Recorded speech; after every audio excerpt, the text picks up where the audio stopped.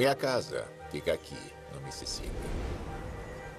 Eu morei em muitos outros lugares. Nova York, Los Angeles, São Francisco, Chicago. Mas esse lugar me define. Hamburg. Eu peguei quando ele tinha 4 meses e meio. Subnutrido, mas cheio de atitude. Tinha uma bela cavalgada. É o cheiro da grama na primavera. E o som dos pássaros. Eu sei que estou em casa. Meus pais viveram aqui nessa terra.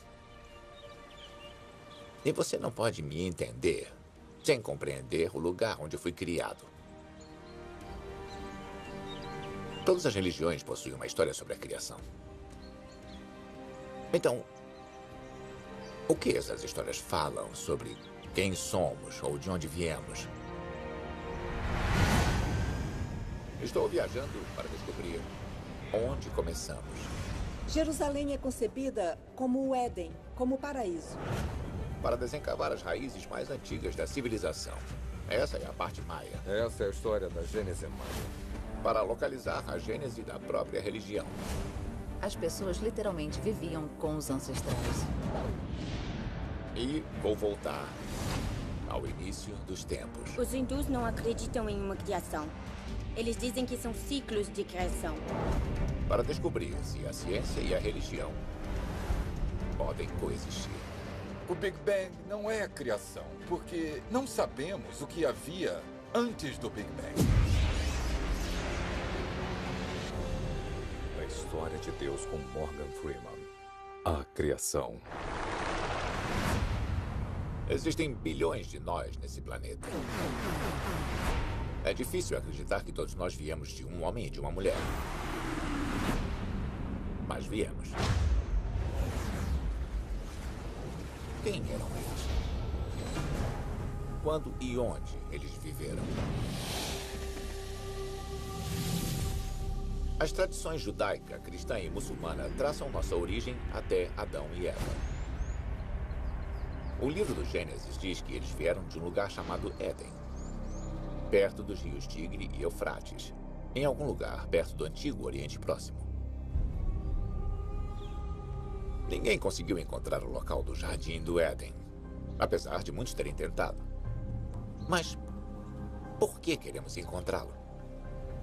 Bom, o motivo é interessante. O Jardim do Éden não representa apenas o começo da humanidade. É o começo da nossa conversa com Deus. E descobrir onde e quando isso aconteceu nos diria um bocado sobre quem somos. Por isso, estou indo a Jerusalém.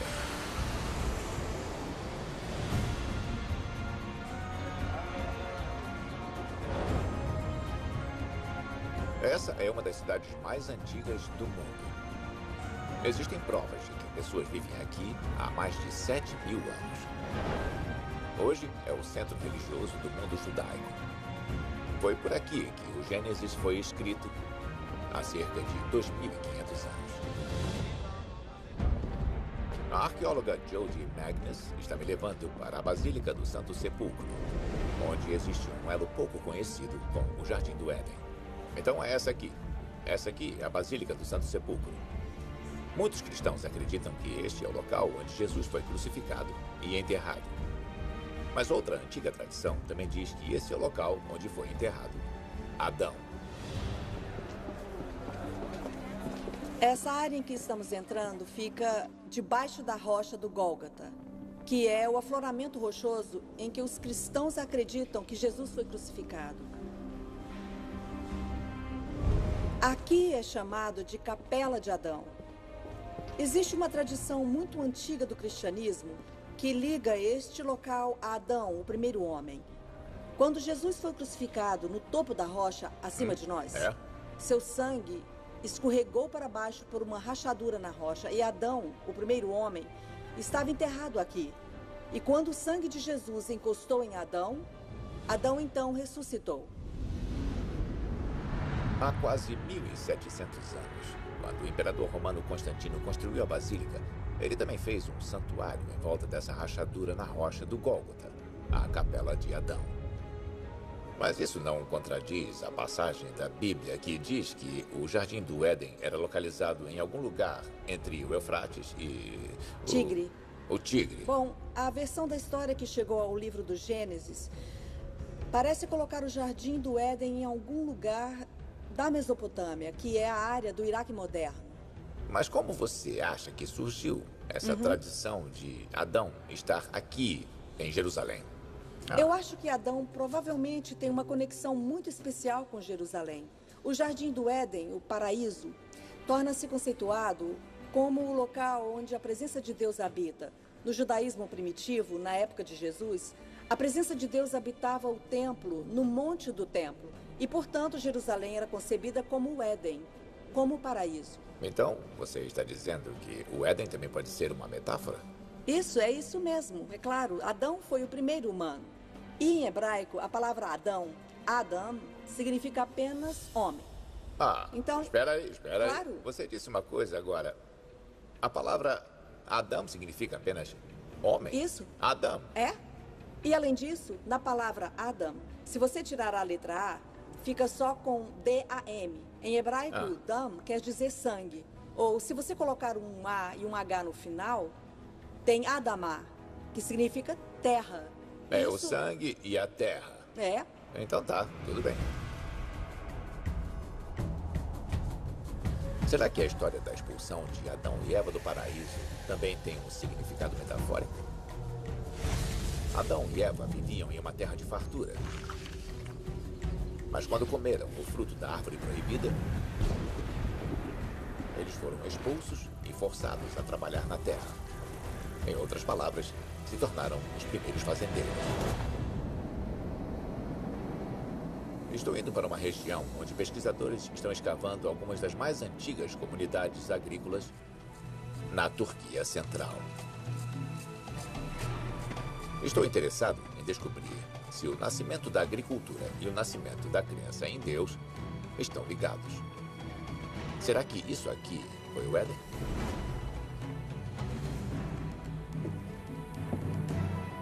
Amy?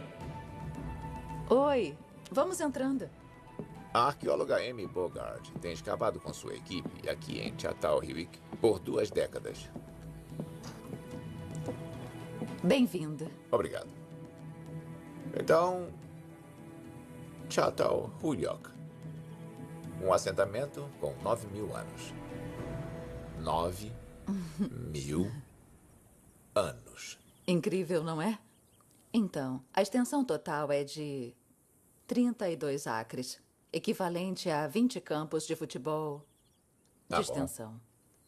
Campos de futebol ou de futebol americano? Não sei.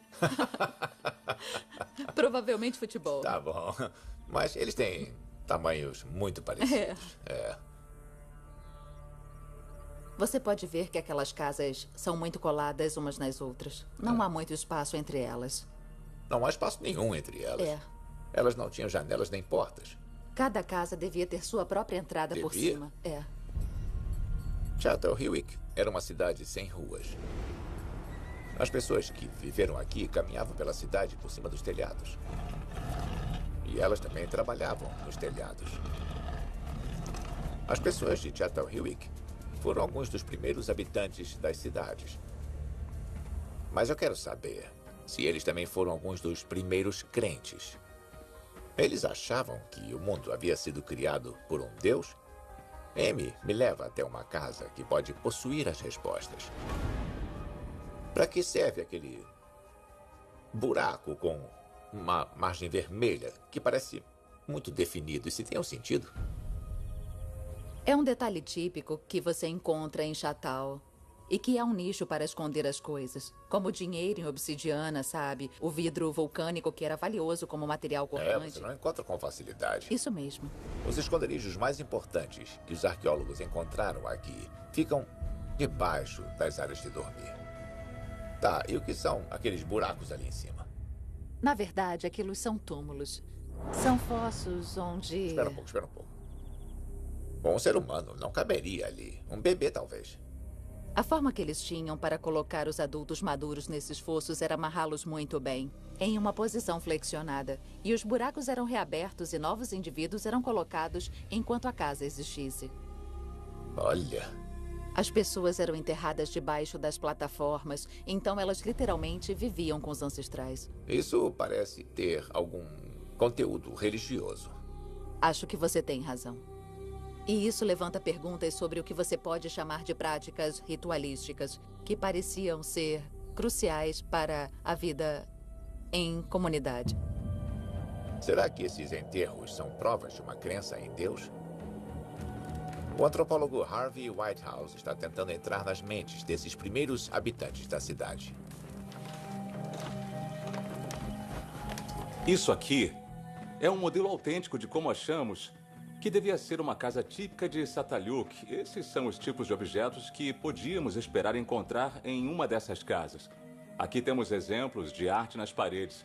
Podemos encontrar cabeças de touro. A gente costuma encontrar elas dentro das paredes. Em um caso, eu as vi arrumadas como se fossem um escudo protetor em volta desses espaços vazios. E sabemos que esses espaços eram usados para dormir. Mas, Harvey, você é um antropólogo. Então, você entende mais sobre as mentes dessas pessoas, não é? Bom, a minha imaginação corre solta em um ambiente como esse, porque eu vi o tipo de coisa que sai das paredes e o que eles encontraram debaixo do chão.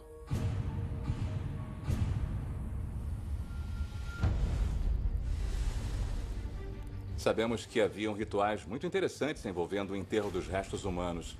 Mas esses objetos ficavam em várias caixas que eram periodicamente levadas para fora. Nós não sabemos o que eles faziam com elas, mas em muitos casos eram recolocados de volta com muito cuidado e substituídas. É quase como se isso não fosse um ambiente doméstico. Era como se fosse um templo vivo. Você usou a palavra templo. Templo, bom. O que é um templo, além de um tipo de ambiente em que a vida ritualística de uma comunidade é conduzida? Então eu acho que era isso que acontecia dentro daquelas casas. Aqui em Çatalhöyük ocorriam, obviamente, todos os tipos de rituais, em especial rituais funerários. Mas nenhum sinal de uma religião organizada. E por isso a pergunta permanece sem resposta para mim. Será que a religião permitiu que os homens vivessem juntos, plantassem alimento?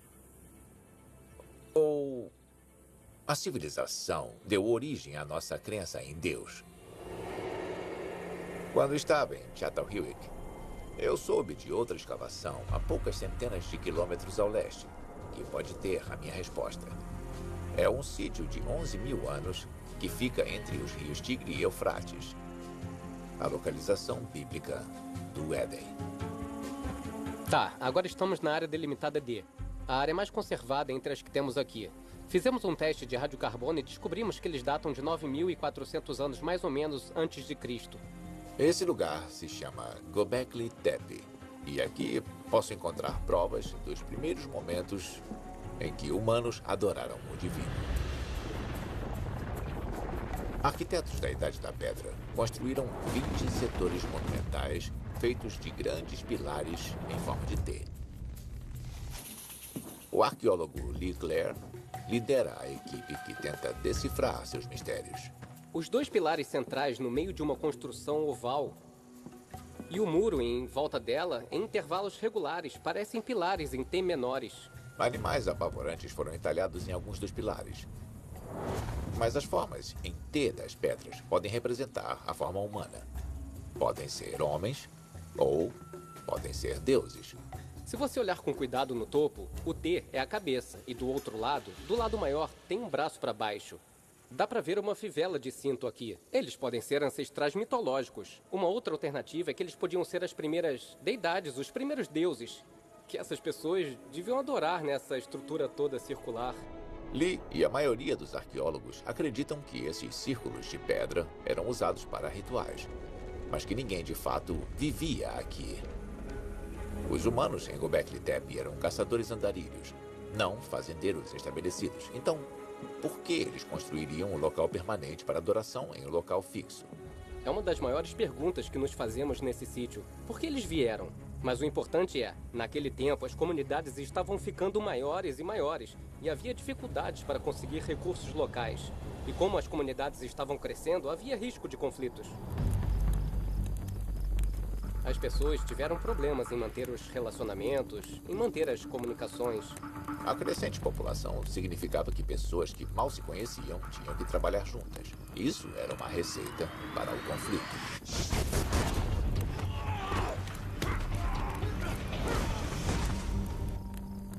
Os rituais religiosos em Göbekli Tepe podem ter acalmado esses conflitos. É possível que, pela primeira vez na história da humanidade, pessoas de grupos diferentes tenham se juntado em volta de crenças em comum. E nesses primeiros momentos que formaram a religião, eles podem ter compartilhado histórias sobre os locais de onde vieram. Histórias que celebravam o passado em comum e os uniram para o futuro. Göbekli Tepe traça o nascimento da adoração religiosa há mais de 11 mil anos. Muito tempo antes dos muçulmanos, cristãos, judeus, hindus ou budistas. As pessoas se uniam para conversar, comer e adorar. Pode ser que a força motora por trás do nosso maior feito, a civilização, tenha sido Deus.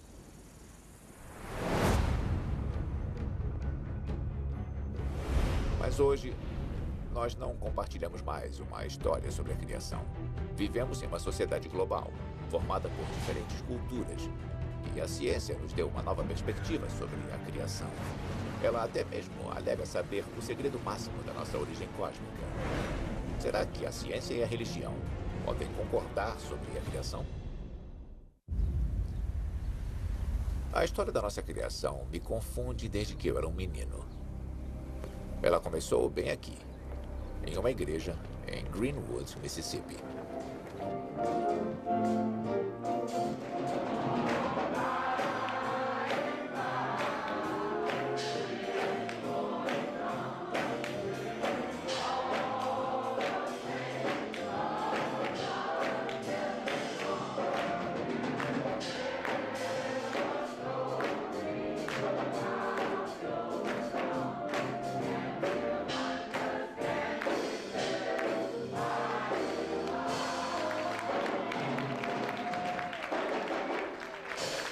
Eu devia ter a idade deles quando aconteceu. Eu me lembro do pastor lendo o livro do Gênesis. Existem 807.361 palavras na Bíblia.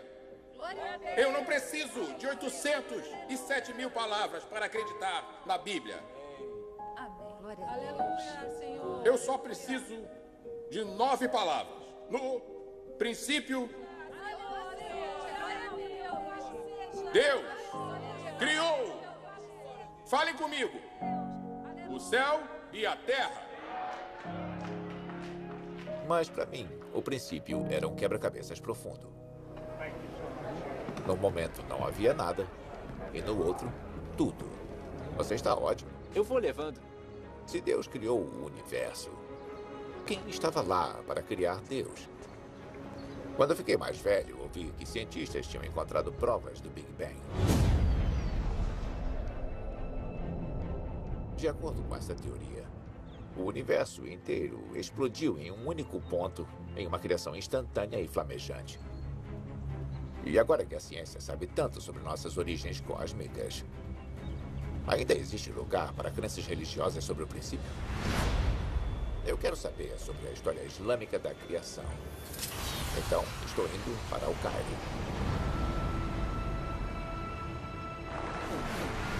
Uma das maiores e mais antigas cidades do mundo muçulmano. O Islã tem raízes profundas na ciência. Astrônomos muçulmanos mapeavam os céus pouco depois do tempo de Maomé. Eu nunca havia notado aquilo. O que é? Aquilo é o minarete da mesquita de Al-Hussein. O historiador de Harvard, Ahmed Ragab, está me levando para um dos centros espirituais do Cairo, a mesquita de Al-Hussein.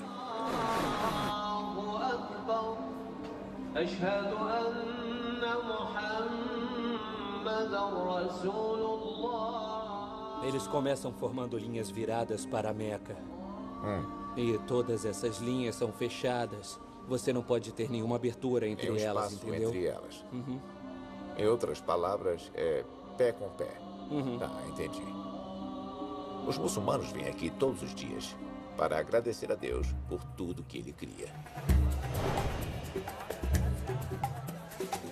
E depois, alguns viram a esquina e vão para uma cafeteria de 2 séculos e meio chamada El Fichal.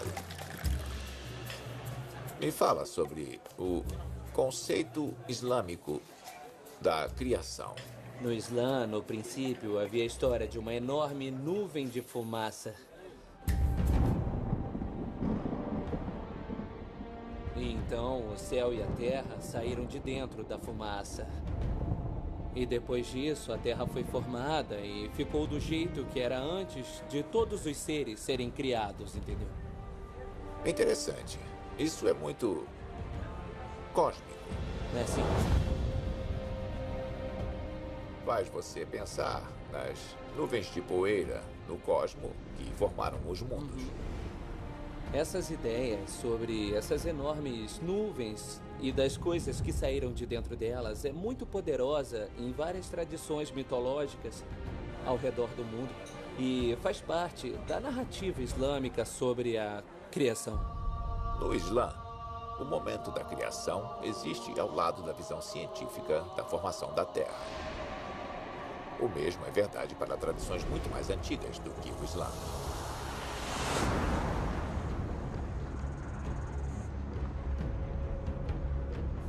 Os povos aborígenes viveram na Austrália Central por dezenas de milhares de anos. Eles contam a história da criação do mundo há mais tempo do que qualquer um pode lembrar. Ah, que bonito. A família do meu avô era guardiã deste local. E agora isso foi passado para mim. Warren Williams e o povo Arrente chamou esse local de lar. Esse lugar é tão grande que você só conseguiria ver do espaço. Talvez numa imagem por satélite. É verdade. O astrônomo cultural Duane Hamaker tenta conectar as histórias da criação aborígene com a ciência moderna. Por isso, Warren o está levando para onde seus ancestrais dizem que tudo começou. Um vale em forma de tigela, chamado Noralá.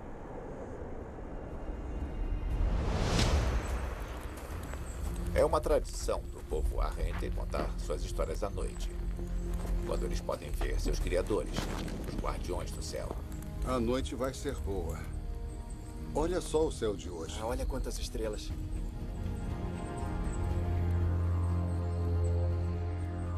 Incrível.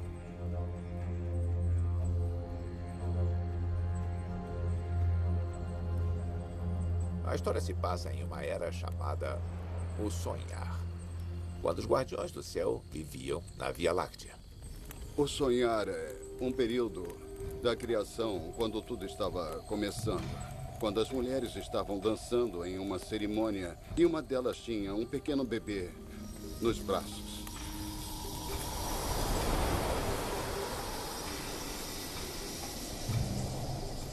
Então ela colocou o bebê em um berço, espécie de berço de madeira. Mas toda aquela dança começou a vibrar, tremendo a Via Láctea. E o berço caiu. E ele caiu na terra e criou a cratera que vemos aqui.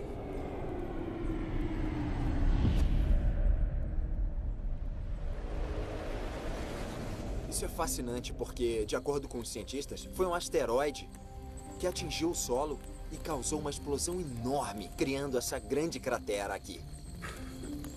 Duane quer saber mais sobre o berço da história que Warren e seus ancestrais veem como a causa da sua criação.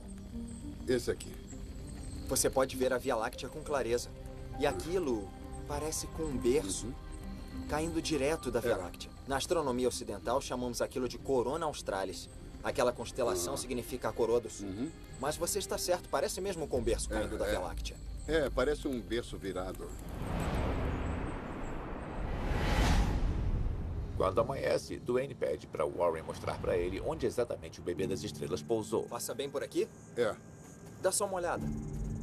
Fica bem no centro da cratera meteórica, geologicamente chamada de Gosses Bluff.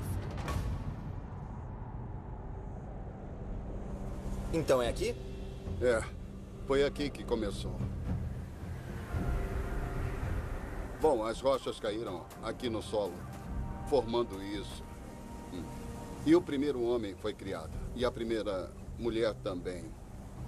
E eu estou aqui agora por causa deles. Tudo começou aqui, caindo do céu à noite e criando tudo isso. A ciência nunca considerou de verdade algumas dessas antigas histórias da criação como válidas. E o que estamos descobrindo é que a história da criação, sob uma perspectiva aborígene e sob uma perspectiva científica, aqui em Tnorla, são idênticas. São exatamente iguais. Para o povo Arrente, a vida começou aqui. E a tradição exige uma saudação aos ancestrais sempre que você entra nesse local sagrado. Oi!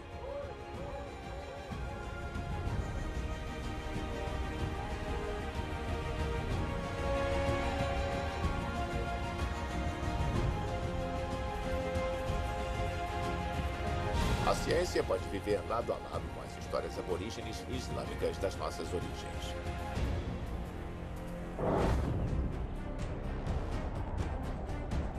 Mas agora estou curioso sobre a ciência e a história judaico-cristã. Então eu vim até Roma, onde o teto da maravilhosa Capela Sistina de Michelangelo retrata o livro do Gênesis. Em 6 dias, Deus cria a luz, faz o sol e a lua e cria o homem.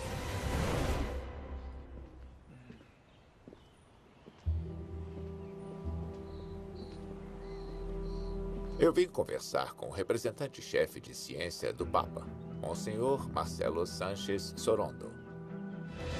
Então, você é o chanceler da Pontifícia Academia das Ciências. Exatamente. Quando isso começou e por quê? Em 1603. Em 1603? Isso. E o chefe da primeira geração foi o Galileu. E a ideia é ter uma nova academia para desenvolver um raciocínio científico para as coisas. Então temos duas abordagens diferentes sobre a ideia da criação. Existe o Gênesis e existe o Big Bang. O Big Bang não é a criação exatamente, porque não sabemos o que havia antes do Big Bang. É exatamente minha pergunta. Exatamente. E por isso, a criação não tem nada a ver com o Big Bang. E outra coisa é que a Bíblia não traz uma ideia científica sobre a criação. Em outras palavras, a ciência não pode provar nem deixar de provar. Exatamente. Nós dizemos que a Bíblia tem a ideia da criação, mas no sentido teológico da criação, não no sentido científico de criação. Obrigado. Foi um prazer. Obrigado. A Igreja Católica não vê mais o livro do Gênesis como uma descrição literal da criação. Na verdade, o primeiro cientista que propôs o Big Bang, Georges Lemaitre, era um padre e um membro da Pontifícia Academia de Ciência. Então, como exatamente a crença em Deus se encaixa na cosmologia moderna? Olhar esse teto abobadado incrivelmente alto é como alcançar o paraíso. Sim, de certo modo, essa é uma representação do céu. Do céu teológico. Estou me encontrando com o padre Giuseppe Tanzella-Nitti, um cientista do Observatório do Vaticano. Eu estou muito fascinado por você. Você é um astrônomo. E também é um homem da igreja.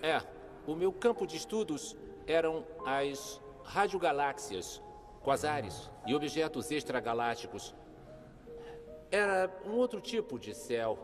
Eu lembro que, quando tirávamos um espectro da galáxia, Eu costumava rezar enquanto esperávamos. E dizia: Deus, obrigado por esse maravilhoso universo que vós nos destes. Deve ter havido um momento em que você se questionou sobre a natureza da criação. Achamos que existe uma dissonância entre o sentido bíblico da criação e o sentido científico, o Big Bang. Eles são muito diferentes. A criação, de um ponto de vista teológico, é perfeitamente comparável com o Big Bang, porque você sempre precisa de uma causa primeira. Deus, o Criador, está fora do espaço-tempo. Existe antes de todo o tempo. Então, o ato da criação não é nunca um fim em si, porque a criação é uma forma como Deus continuamente mantém o universo. Para Giuseppe e outros como ele, a cosmologia não apenas permite espaço para a criação divina, como também oferece novas maneiras de compreender Deus como o mestre do espaço e do tempo.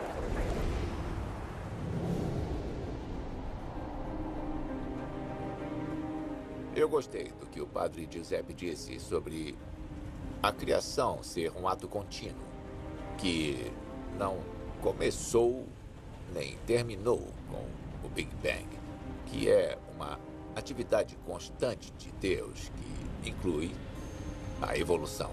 Acho que o que ele estava dizendo era que Deus não existe fora do espaço e do tempo. Deus é o espaço e o tempo. A ideia de que a criação é contínua parece nova, mas não é. Nas profundezas da floresta tropical da Guatemala, cidades perdidas revelam infinitas criações dos antigos maias.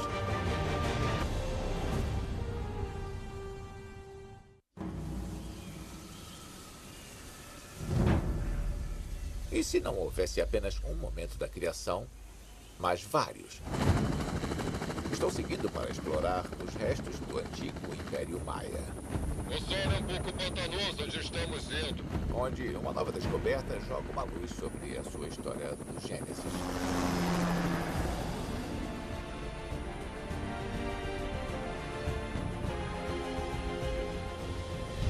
Poucas estradas passam pela densa selva do norte da Guatemala hoje em dia. Mas o arqueólogo Richard Hansen me conta que, há 2000 anos, essa era uma das maiores cidades do mundo. Gostamos de pensar em Los Angeles e Nova York como cidades modernas, mas essas pessoas tinham as mesmas perspectivas das suas cidades. Entendi. Eles tinham sistemas de água e tinham vias expressas. É verdade? O primeiro sistema de vias expressas do mundo. Bem-vindo a El Mirador. Essa pirâmide é uma das maiores estruturas do mundo em termos de volume. Essa pirâmide tem mais de 1 quilômetro de base.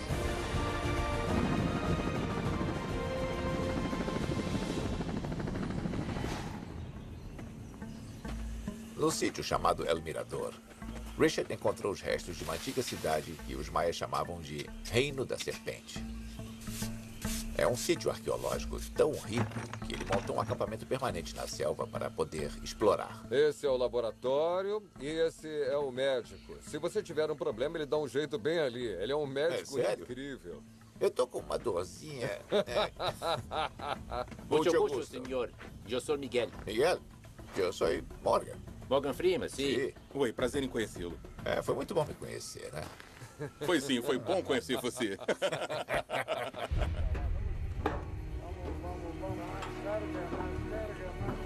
Pronto? É isso aí, vamos nessa. Richard está me levando para ver uma coisa que ele acabou de descobrir. Olha isso, essa é uma das escavações mais interessantes que temos no momento. Ah, meu Deus! Essa arte foi talhada em estuque centenas de anos antes de Cristo. E tem cenas incríveis mostrando o panteão inteiro da religião maia. Então você está dizendo que isso aqui tem a história da criação. Essa é a Bíblia Maia. Essa é a história do Gênesis Maia. Com todas as deidades necessárias para contar essa história. Isso é inacreditável. Quer dizer, se você parar para pensar que isso não foi feito no século XV ou XVI. Isso foi feito há pelo menos 2.000 anos.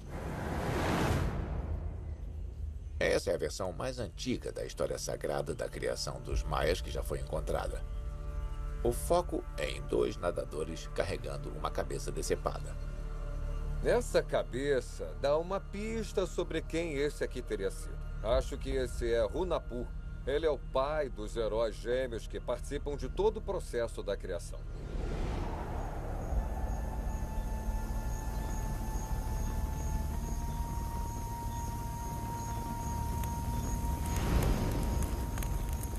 Gracias a Hau. Gracias al corazón del cielo. Gracias al corazón de la tierra. Gracias al corazón del agua.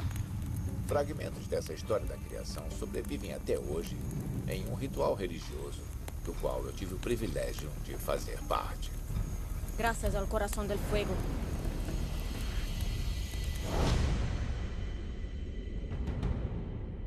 O ritual relembra a saga do deus do milho sendo enganado para descer ao submundo, onde foi decapitado.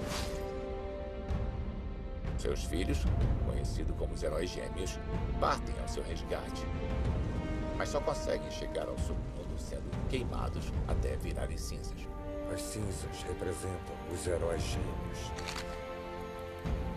Ela vai misturar o milho com as cinzas e vai colocar tudo na água. Conforme as cinzas afundam para as águas subterrâneas, os heróis gêmeos se regeneram.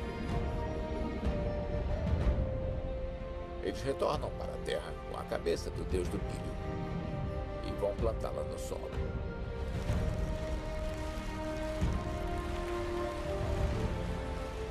E foi desse milho que os primeiros maias foram feitos. Agora os heróis gêmeos estão no rio. Então é isso que eles vão servir e passar para todos. De uma certa forma, nos tornamos parte da história dos heróis gêmeos quando fazemos isso.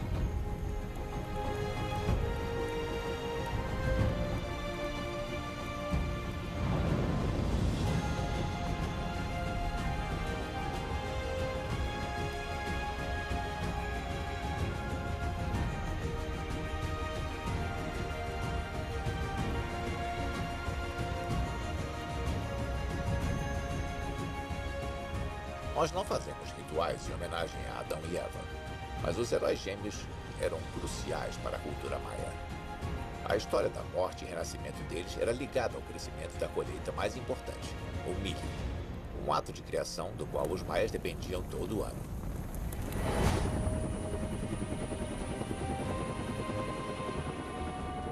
E Richard me conta que a arquitetura deles também era focada na criação.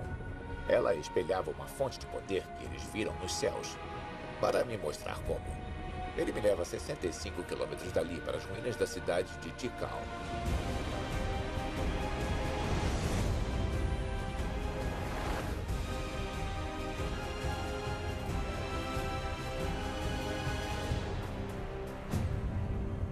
Os templos daqui são arrumados em grupos de 3, uma tríade. Bom, Richard, eu consigo perceber que há um padrão aqui, mas alguma coisa está faltando. O que eu não percebi? Bom, há um padrão, Morgan. Esse é um padrão bem definido aqui que persistiu por centenas de anos. Há uma enorme construção aqui com a escadaria virada para dentro. E uma outra ali também com a escadaria voltada para dentro. Tá, e uma terceira. A terceira estava bem na nossa frente. Havia uma terceira estrutura. Ela foi desmontada, é claro, e não existe mais. Mas a grande construção ficava bem na nossa frente. Era alta ou ainda mais alta. E foi feita para constituir a tríade 3 pedras.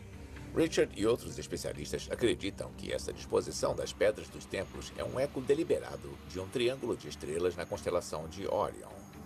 E no centro das 3 estrelas há uma grande nebulosa, uma nuvem cósmica de criação estelar.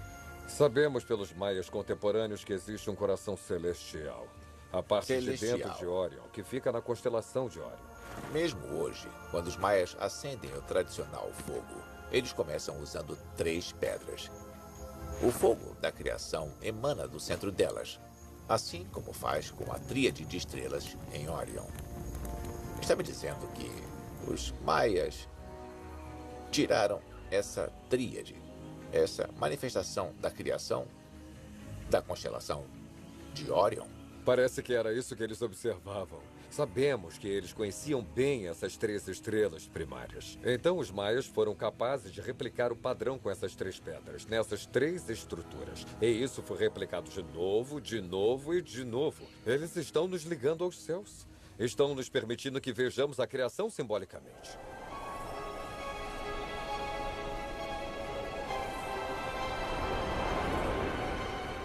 Olhando à minha volta, eu fico pasmo pelo tamanho do que os maias criaram.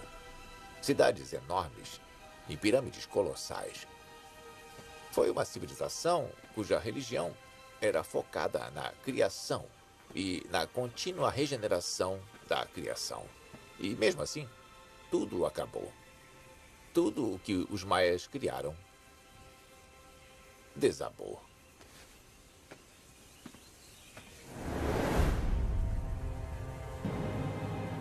Acho que nós não gastamos tempo suficiente comemorando os caminhos que nossos ancestrais seguiram para chegar aqui. Ou para agradecermos as forças que sustentam nossas vidas. Mas há uma cultura que agradece a criação todos os dias. E eu estou em Varanasi, na Índia, para vê-la.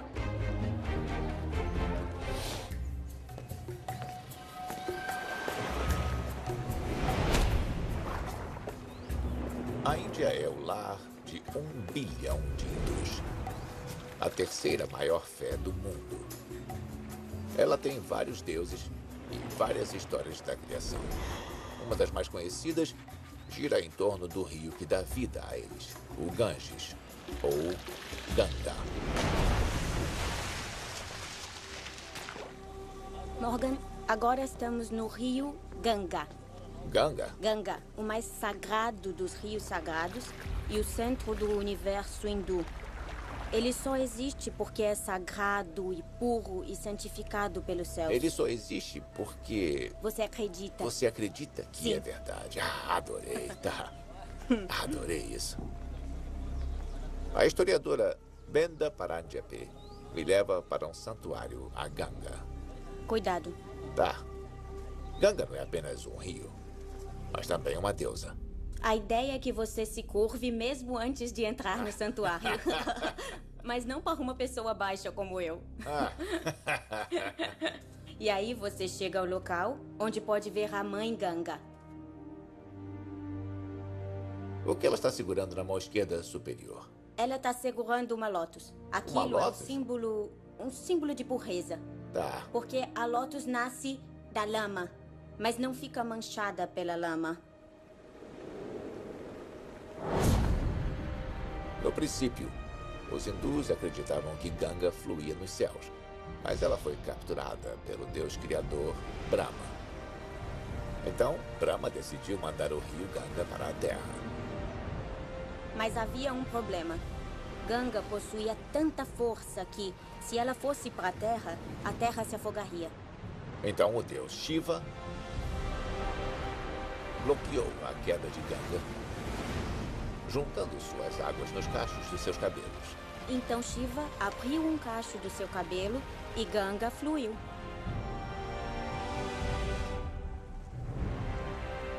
Ela é a mãe porque dá vida a tudo. Esse rio sagrado veio de um rio nos céus que chamamos de Via Láctea. Dizem que a Via Láctea, na verdade, é um reflexo do que vemos naquelas águas que estão muito além. Os cientistas datam o universo com cerca de 14 bilhões de anos, pelo que sabemos. O que os hindus acham disso? Os hindus não acreditam em uma criação. Eles dizem que são ciclos de criação. Tá bom. E que a criação primordial pode ter acontecido há mais ou menos 8,6 bilhões de anos. Tá bom. Na verdade, toda a criação é difícil demais de compreender, porque dizemos que deuses como Brahma criaram o universo. Mas aí surge outra pergunta. Quem criou Brahma? Isso. E aí... Essa é sempre a pergunta, não é? A criação surgiu e depois os deuses surgiram. Dizem que os sábios, quando estão no seu transe, recebem essa revelação sobre como a criação aconteceu. Mas, como não estamos nesse nível de consciência, você e eu, pessoas comuns, não conseguimos compreender. Então acreditamos que está acima de nós. A filosofia hindu é não tentar solucionar a charada da criação que aconteceu há muito tempo. É agradecer todos os dias pelas forças que nos permitem estar aqui e que continuam a nos sustentar, incluindo o rio Ganges. Você pode se aproximar mais. Vamos assistir o ritual que eles chamam de arte. Arte? Isso. Significa mostrar a ovelha a Deus. O arte acontece nas margens do rio sagrado todas as noites há centenas de anos.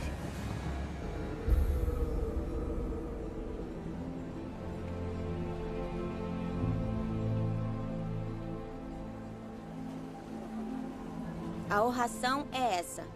Deus, você é como meu pai, como minha mãe. Como a minha mãe. Toda minha existência é você. Toda minha existência é você. Eu sou apenas uma sombra. Sou um recipiente. Que contém você. Que contém... Isso é maravilhoso. 7 sacerdotes oferecem todos os elementos à Ganga. Água, ar, terra na forma de flores e o mais importante de todos, luz, que representa nossas almas.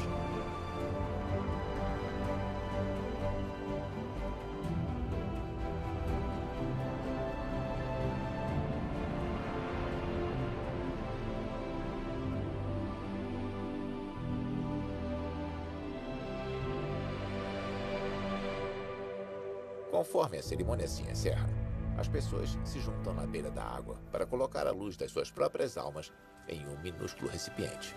Essa é a nossa forma individual de nos oferecer ao rio. E as velas levam nossas almas ao rio. É a luz da minha alma. Minha alma. E diz, leve ela para onde você achar que será bom para mim.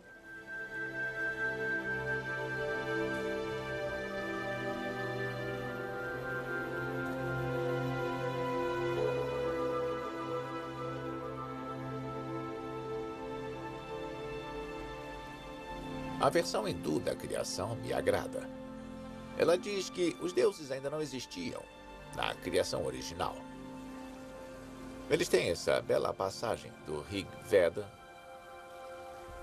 sobre o princípio. Não havia inexistência nem existência. Está dizendo que a ideia está além da definição humana, além do intelecto humano. Apenas aceite. De onde nós viemos? De um homem e uma mulher banidos do paraíso que começaram a trabalhar na terra? De gêmeos heróis plantando o milho que precisavam para começar uma civilização? De um grande rio que dá a vida a um povo inteiro? Essas ideias sobre nossa origem são as histórias mais antigas que temos. São palavras compartilhadas e lembranças distantes que formam a cola da nossa civilização. Nem todos compartilham a mesma história da criação. Todos viemos de lugares diferentes.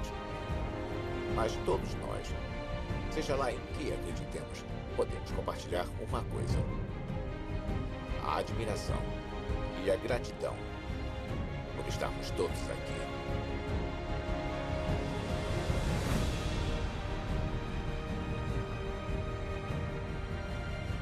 A minha maior esperança é que as pessoas abram seus corações e mentes e vejam que nossas crenças não precisam nos dividir.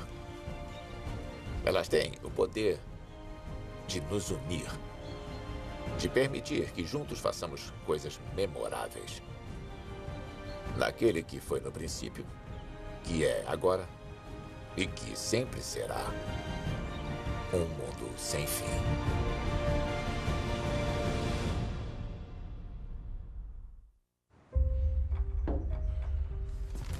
deles. Tudo começou aqui, caindo do céu à noite e criando tudo isso.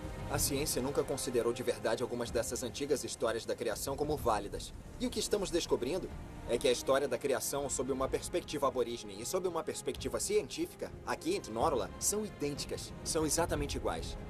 Para o povo Arrente, a vida começou aqui. E a tradição exige uma saudação aos ancestrais sempre que você entra nesse local sagrado. Oi!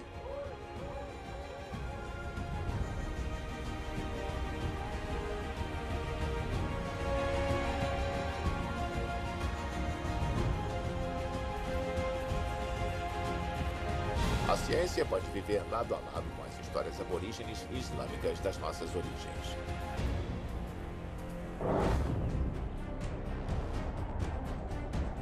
Mas agora estou curioso sobre a ciência e a história judaico-cristã.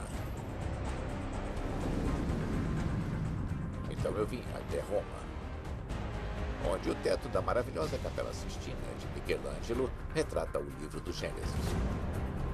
Em 6 dias, Deus cria a luz, faz o sol e a lua e cria o homem.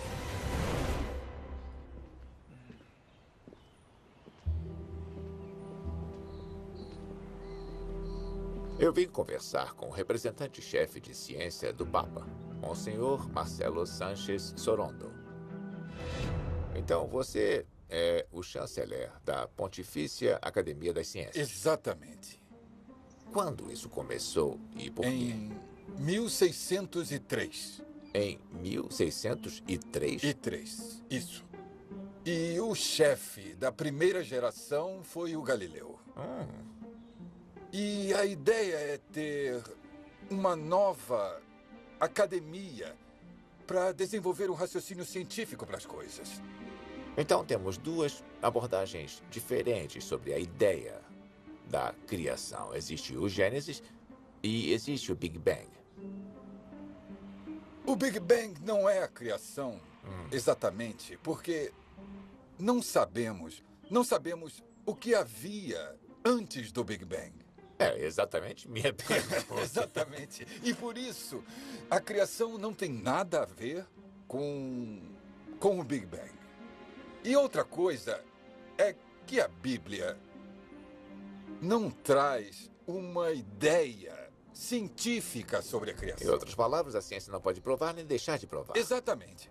Nós dizemos que a Bíblia tem a ideia da criação, mas no sentido teológico da criação. 9.000 anos. Incrível, não é? Então, a extensão total é de 32 acres, equivalente a 20 campos de futebol de extensão. Campos de futebol ou de futebol americano? Não sei. Provavelmente futebol. Tá bom. Mas eles têm tamanhos muito parecidos. É. Você pode ver que aquelas casas são muito coladas umas nas outras. Não há muito espaço entre elas. Não há espaço nenhum entre elas. É. Elas não tinham janelas nem portas. Cada casa devia ter sua própria entrada por Devia? cima. É. Château-Hewick era uma cidade sem ruas. As pessoas que viveram aqui caminhavam pela cidade por cima dos telhados. E elas também trabalhavam nos telhados. As pessoas de Château-Hewick foram alguns dos primeiros habitantes das cidades. Mas eu quero saber se eles também foram alguns dos primeiros crentes. Eles achavam que o mundo havia sido criado por um Deus? Amy me leva até uma casa que pode possuir as respostas. Para que serve aquele buraco com uma margem vermelha que parece muito definido e se tem um sentido? É um detalhe típico que você encontra em Chatal e que é um nicho para esconder as coisas. Como o dinheiro em obsidiana, sabe? O vidro vulcânico que era valioso como material cortante. Você não encontra com facilidade. Isso mesmo. Os esconderijos mais importantes que os arqueólogos encontraram aqui ficam debaixo das áreas de dormir. Tá, e o que são aqueles buracos ali em cima? Na verdade, aqueles são túmulos. São fossos onde... Espera um pouco. Um ser humano não caberia ali. Um bebê, talvez. A forma que eles tinham para colocar os adultos maduros nesses fossos era amarrá-los muito bem, em uma posição flexionada. E os buracos eram reabertos e novos indivíduos eram colocados enquanto a casa existisse. Olha. As pessoas eram enterradas debaixo das plataformas, então elas literalmente viviam com os ancestrais. Isso parece ter algum conteúdo religioso. Acho que você tem razão. E isso levanta perguntas sobre o que você pode chamar de práticas ritualísticas, que pareciam ser cruciais para a vida em comunidade. Será que esses enterros são provas de uma crença em Deus? O antropólogo Harvey Whitehouse está tentando entrar nas mentes desses primeiros habitantes da cidade. Isso aqui é um modelo autêntico de como achamos que devia ser uma casa típica de Satalhuk. Esse acampamento permanente na selva para poder explorar. Esse é o laboratório e esse é o médico. Se você tiver um problema, ele dá um jeito bem ali. Ele é um médico incrível. Eu tô com uma dorzinha.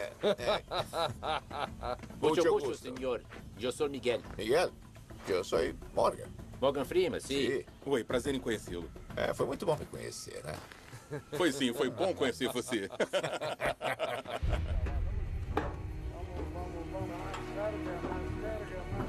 Pronto? É isso aí, vamos nessa. Richard está me levando para ver uma coisa que ele acabou de descobrir. Olha isso, essa é uma das escavações mais interessantes que temos no momento. Ah, meu Deus! Essa arte foi talhada em estuque centenas de anos antes de Cristo. E tem cenas incríveis mostrando o panteão inteiro da religião maia. Então você está dizendo que isso aqui tem a história da criação. Essa é a Bíblia maia. Essa é a história do Gênesis maia. Com todas as deidades necessárias para contar essa história. Isso é inacreditável. Quer dizer, se você parar para pensar que isso não foi feito no século XV ou XVI, isso foi feito há pelo menos 2000 anos. Essa é a versão mais antiga da história sagrada da criação dos maias que já foi encontrada. O foco é em 2 nadadores carregando uma cabeça decepada. Essa cabeça dá uma pista sobre quem esse aqui teria sido. Acho que esse é Hunahpu. Ele é o pai dos heróis gêmeos que participam de todo o processo da criação.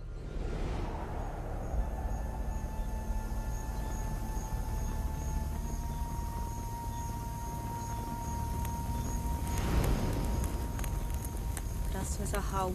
Gracias al corazón del cielo. Gracias al corazón de la tierra. Gracias al corazón del agua.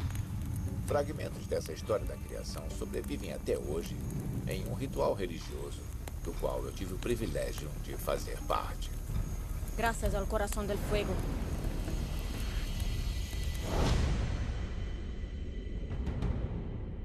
O ritual relembra a saga do deus do milho sendo enganado para descer ao submundo, onde foi decapitado. Seus filhos, conhecidos como os heróis gêmeos, partem ao seu resgate, mas só conseguem chegar ao submundo sendo queimados até virarem cinzas. As cinzas representam os heróis gêmeos. Ela vai misturar o milho com as cinzas e vai colocar tudo na água.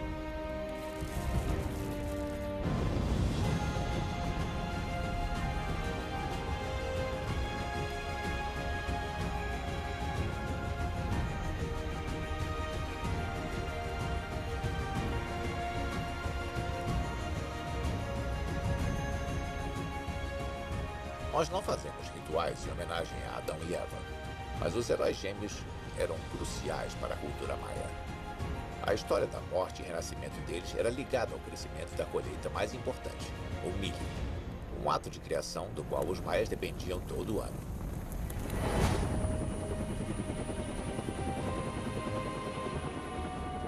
E Richard me conta que a arquitetura deles também era focada na criação. Ela espelhava uma fonte de poder que eles viram nos céus. Para me mostrar como, ele me leva 65 quilômetros dali para as ruínas da cidade de Tikal.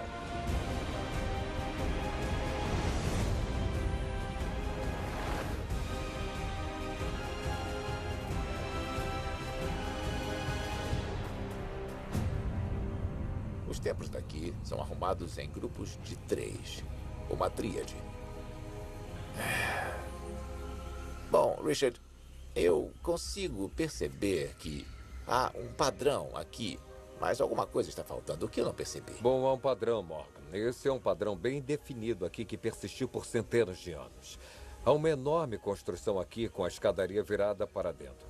E uma outra ali também com a escadaria voltada para dentro. Tá, e uma terceira. A terceira estava bem na nossa frente. Havia uma terceira estrutura. Ela foi desmontada, é claro, e não existe mais. Mas a grande construção ficava bem na nossa frente. Era alta ou ainda mais alta. E foi feita para constituir a tríade 3 pedras. Richard e outros especialistas acreditam que essa disposição das pedras dos templos é um eco deliberado de um triângulo de estrelas na constelação de Orion. E no centro das 3 estrelas há uma grande nebulosa, uma nuvem cósmica de criação estelar. Sabemos pelos maias contemporâneos que existe um coração celestial. A parte de dentro de Orion, que fica na constelação de Orion. Mesmo hoje, quando os maias acendem o tradicional fogo, eles começam usando 3 pedras. O fogo da criação emana do centro delas, assim como faz com a tríade de estrelas em Orion. Está me dizendo que os maias tiraram essa tríade, essa manifestação da criação da constelação de Orion? Parece que era isso que eles observavam. Sabemos que eles conheciam bem essas 3 estrelas primárias. Então os maias foram capazes de replicar o padrão com essas 3 pedras, nessas 3 estruturas. E isso foi replicado de novo, de novo. Estou indo a Jerusalém.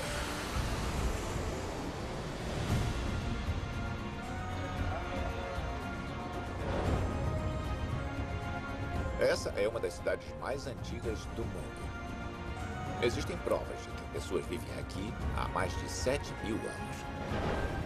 Hoje é o centro religioso do mundo judaico.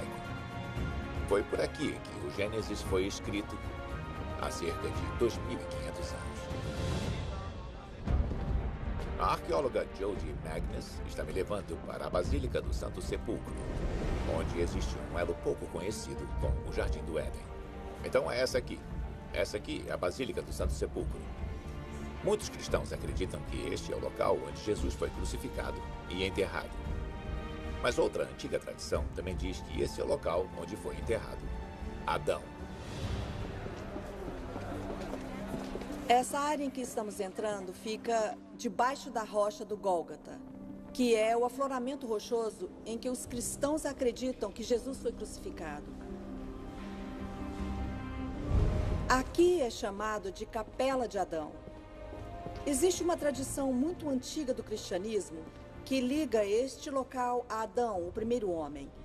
Quando Jesus foi crucificado no topo da rocha, acima de nós, seu sangue escorregou para baixo por uma rachadura na rocha e Adão, o primeiro homem, estava enterrado aqui. E quando o sangue de Jesus encostou em Adão, Adão então ressuscitou. Há quase 1.700 anos, quando o imperador romano Constantino construiu a Basílica, ele também fez um santuário em volta dessa rachadura na rocha do Gólgota, a Capela de Adão.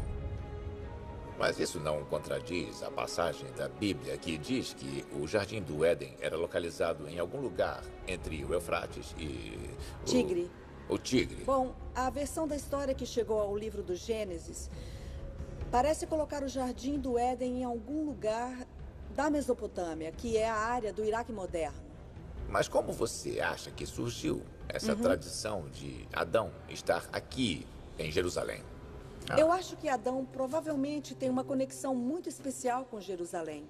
O Jardim do Éden, o paraíso, torna-se conceituado como o local onde a presença de Deus habita.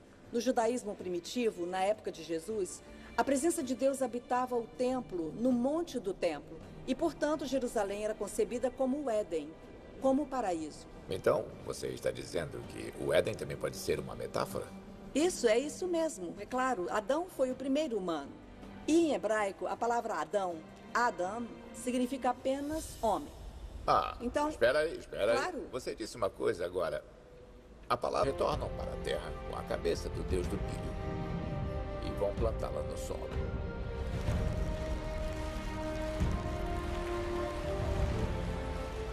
E foi desse milho que os primeiros maias foram feitos. Agora os heróis gêmeos estão no rio. Então é isso que eles vão servir e passar para todos. De uma certa forma, nos tornamos parte da história dos heróis gêmeos quando fazemos isso.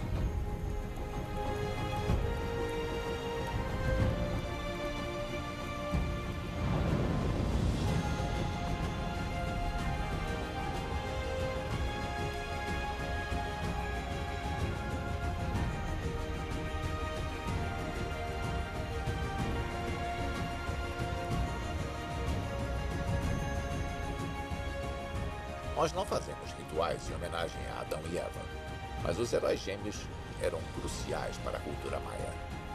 A história da morte e renascimento deles era ligada ao crescimento da colheita mais importante, o milho, um ato de criação do qual os maias dependiam todo ano.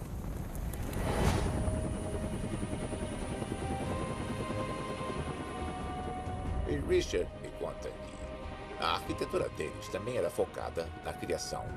Ela espelhava uma fonte de poder que eles viram nos céus. Para me mostrar como, ele me leva 65 quilômetros dali para as ruínas da cidade de Tikal.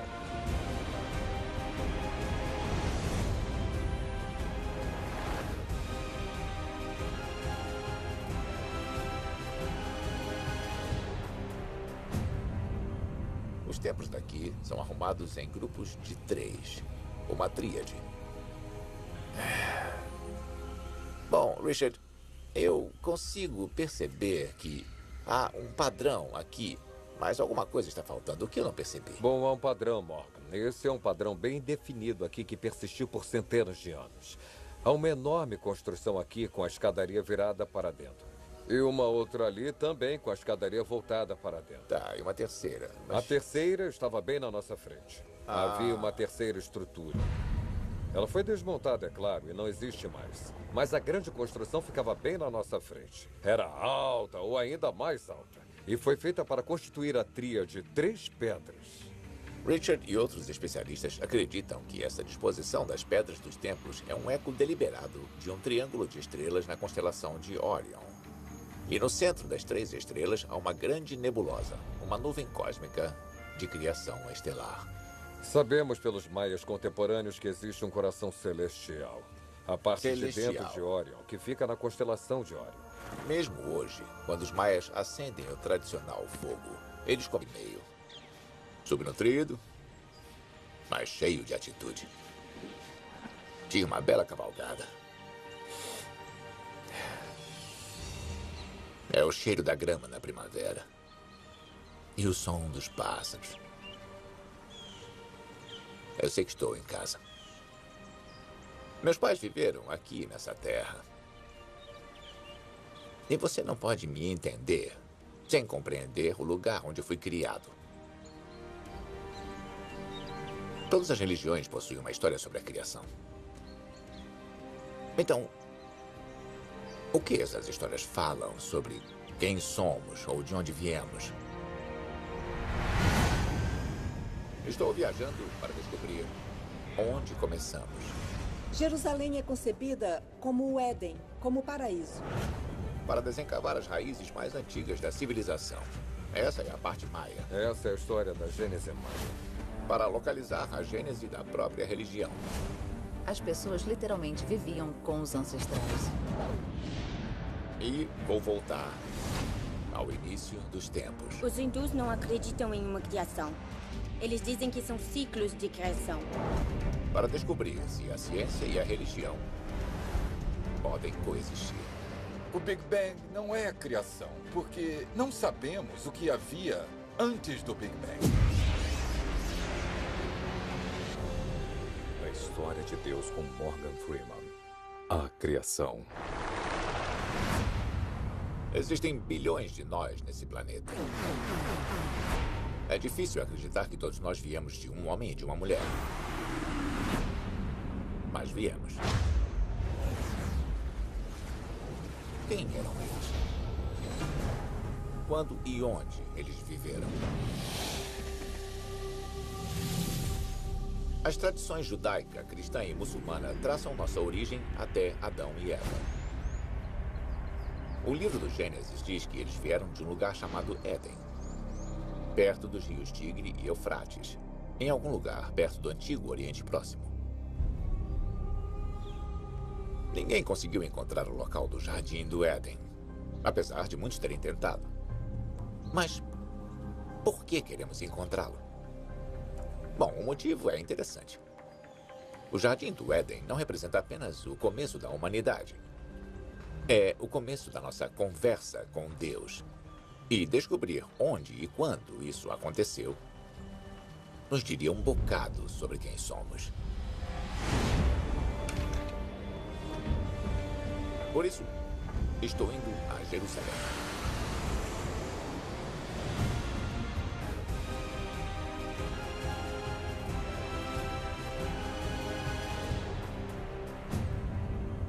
Os templos daqui são arrumados em grupos de 3, uma tríade. Bom, Richard, eu consigo perceber que há um padrão aqui, mas alguma coisa está faltando. O que eu não percebi? Bom, há um padrão, Morgan. Esse é um padrão bem definido aqui que persistiu por centenas de anos. Há uma enorme construção aqui com a escadaria virada para dentro. E uma outra ali também com a escadaria voltada para dentro. Tá, e uma terceira. Mas... A terceira estava bem na nossa frente. Havia uma terceira estrutura. Ela foi desmontada, é claro, e não existe mais. Mas a grande construção ficava bem na nossa frente. Era alta ou ainda mais alta. E foi feita para constituir a tríade 3 pedras.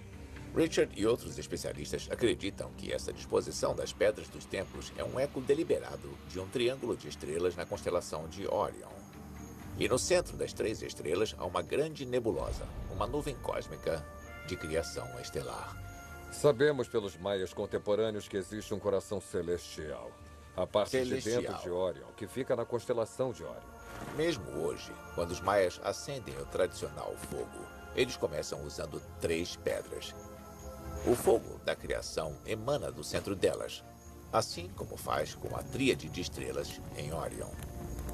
Está me dizendo que os maias tiraram essa tríade, essa manifestação da criação da constelação de Órion?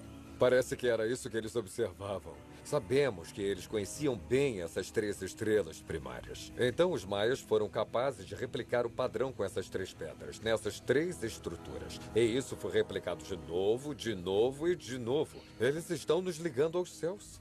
Estão nos permitindo que vejamos a criação simbolicamente.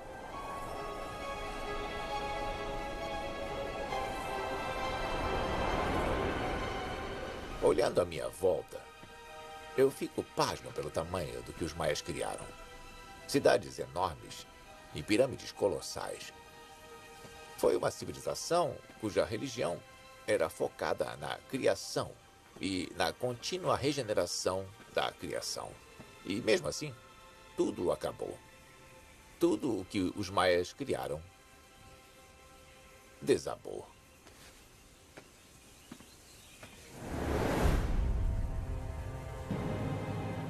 Acho que nós não gastamos tempo suficiente comemorando os caminhos que nossos ancestrais seguiram para chegar aqui. Ou para agradecermos as forças que sustentam nossas vidas. Foram capazes de replicar o padrão com essas 3 pedras, nessas 3 estruturas. E isso foi replicado de novo, de novo e de novo. Eles estão nos ligando aos céus. Estão nos permitindo que vejamos a criação simbolicamente.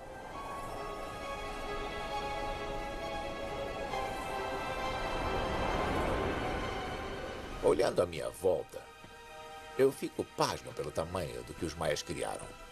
Cidades enormes e pirâmides colossais. Foi uma civilização cuja religião era focada na criação e na contínua regeneração da criação. E mesmo assim, tudo acabou. Tudo o que os maias criaram desabou.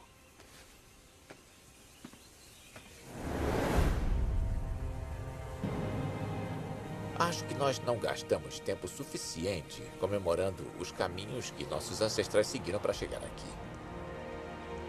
Ou para agradecermos as forças que sustentam nossas vidas. Mas há uma cultura que agradece a criação todos os dias. E eu estou em Varanasi, na Índia, para vê-la.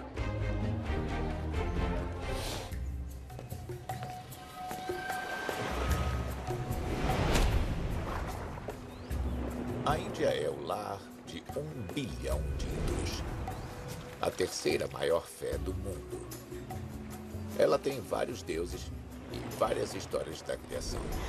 Uma das mais conhecidas gira em torno do rio que dá vida a eles, o Ganges, ou Ganga.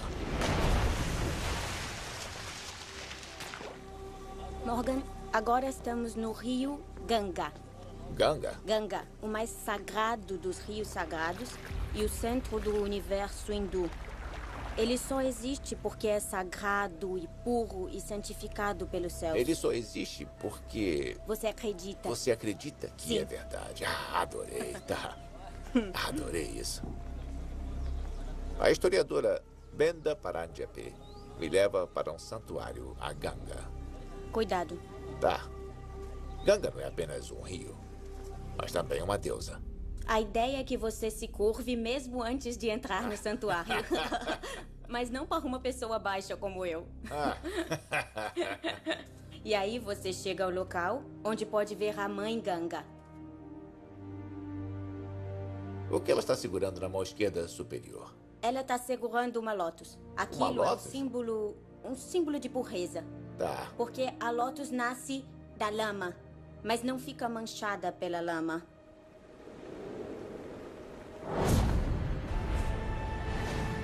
Astrônomos muçulmanos mapeavam os céus pouco depois do tempo de Maomé. Eu nunca havia notado aquilo. O que é? Aquilo é o minarete da mesquita de Al-Hussein. O historiador de Harvard, Ahmed Ragab, está me levando para um dos centros espirituais do Cairo, a mesquita de Al-Hussein.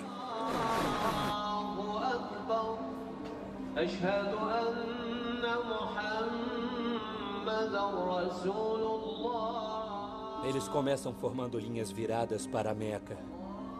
E todas essas linhas são fechadas. Você não pode ter nenhuma abertura entre Tem um elas, espaço entendeu? entre elas.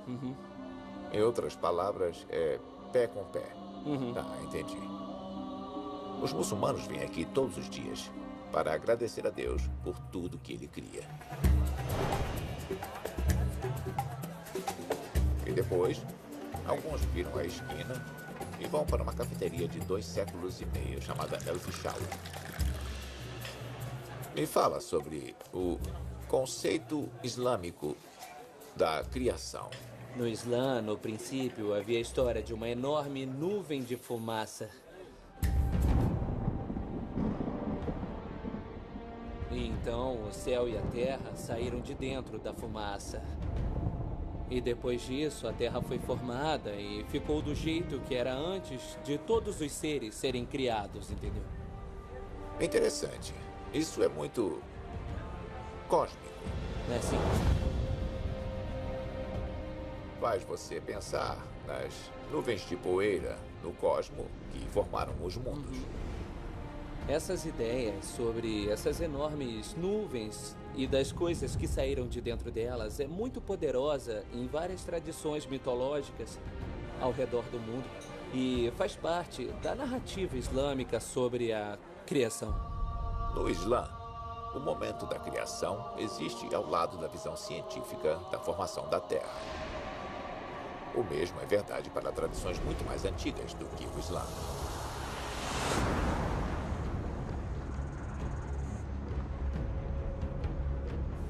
Os povos aborígenes viveram na Austrália Central por dezenas de milhares de anos.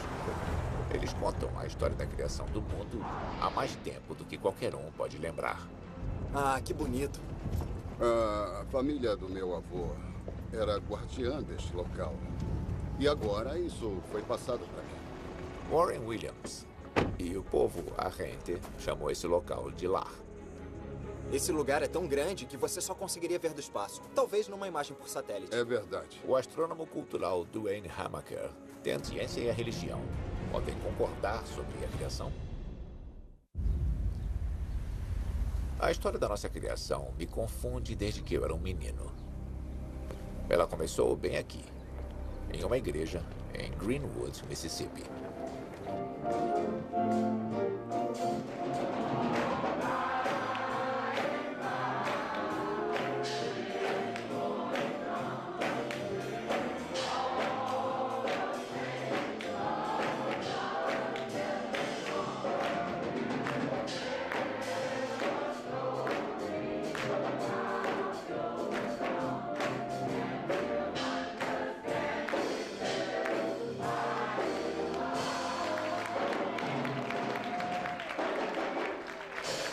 Eu devia ter a idade deles quando aconteceu. Eu me lembro do pastor lendo o livro do Gênesis. Existem 807.361 palavras na Bíblia. Eu não preciso de 807.000 palavras para acreditar na Bíblia. Eu só preciso de 9 palavras. No princípio,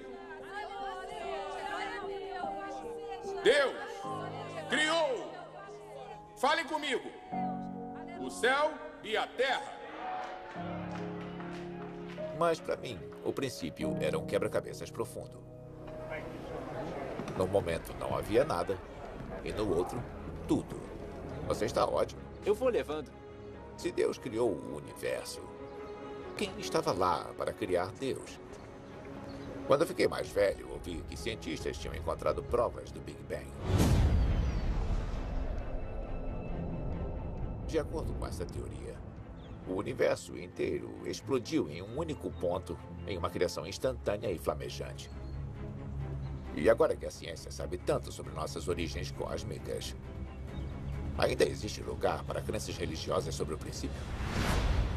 Eu quero saber sobre a história islâmica da criação. Então, estou indo para o Cairo.